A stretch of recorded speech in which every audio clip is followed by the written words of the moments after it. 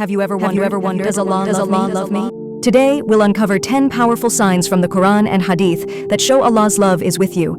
If even one of these signs fits your life, take it as glad tidings. 1. You constantly repent. Tawbah.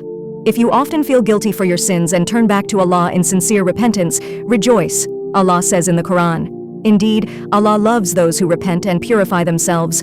2. You face tests and hardships. Hardships are not always a punishment. Sometimes they are a sign that Allah is purifying you and raising your ranks. The Prophet said, when Allah loves a people, He tests them. 3. You're drawn towards Salah and the Quran.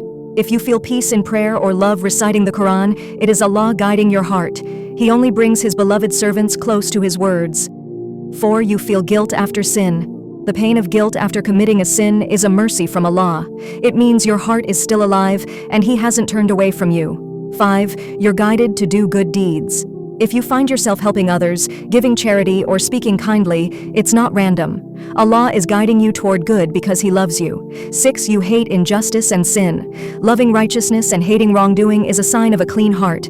Allah places this love in those He chooses. 7. You love the Prophet, peace be upon him. If you feel deep love for the Prophet Muhammad, it's a sign of Allah's love, for whoever loves the Prophet sincerely will be loved by Allah. 8. You're humble, not arrogant. Allah loves those who are humble. The Prophet said, whoever humbles himself for the sake of Allah, Allah will raise him. 9. You feel peace in worship. When your heart finds peace during sujood, in dhikr, or during Ramadan nights, it's not from you. It's a gift from the one who loves you.